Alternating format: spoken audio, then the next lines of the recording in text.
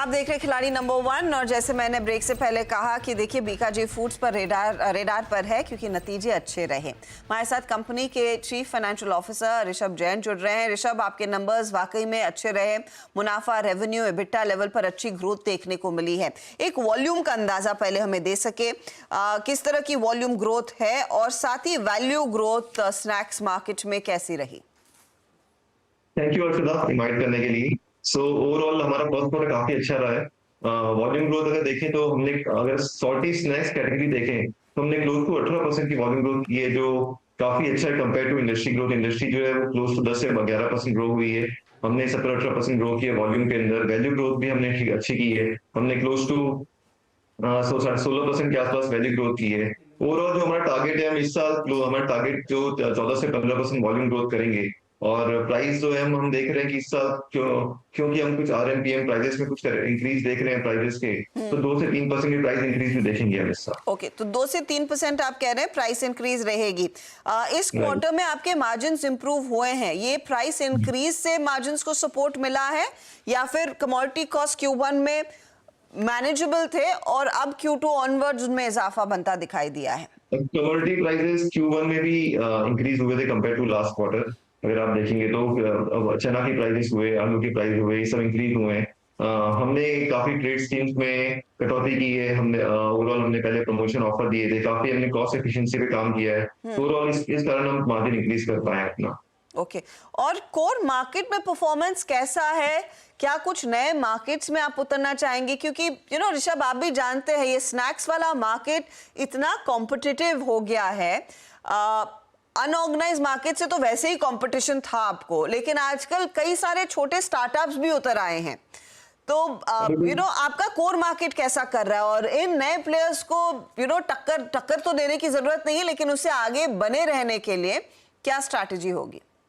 Overall हमारा core market काफी अच्छा रहा है, हमने हर जगह मार्केट शेयर गेन किया है। राजस्थान, असम और बिहार बीकाजी के कोर मार्केट्स हैं और इसमें हम इन तीनों में हमने अच्छा काम किया है। बिहार वापस ऑन ट्रैक आ रहा है, राजस्थान काफी अच्छी ग्रोथ पे हुआ है।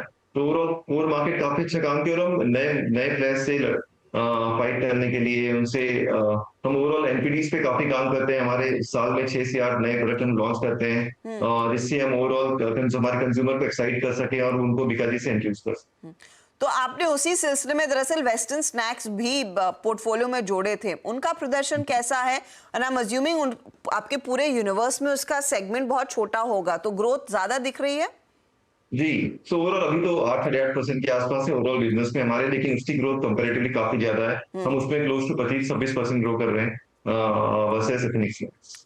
मैं आपका प्रेजेंटेशन देख रही थी, उसमें इंपल्स वर्सेस फैमिली पैक का आपने ब्रेकअप दिया है, तो Q1 में ज्यादा सेल्स या वॉल्यूम कहां से आया है फैमिली पैक में? Family pack, yes. So family pack Bikaji की ताकत है और हम नॉर्मली ये कोशिश करते हैं कि हम हमेशा घर में जाएं और जो घर के कंज्यूमर है वो बीकाजी के प्रोडक्ट को ले, और उसी में हम फोकस करते हैं। हमारा Q1 में भी फैमिली पैक में काफी इंप्रूव हुआ है और काफी इंक्रीज हुआ है, और ओवरऑल मार्जिन भी उसी के अंदर better compare to impulse pack. अच्छा, मैं एक चीज आपसे ये पूछना चाह रही थी कि देखिए कुछ दिन पहले मैं ताज ग्रुप से भी बात करी थी, इंडियन होटल्स के मैनेजमेंट से। उन्होंने कहा था कि Q1 में वेडिंग सीजन काफी कम हो गया था, पूरा लार्जली जुलाई ऑनवर्ड शिफ्ट हो गया है।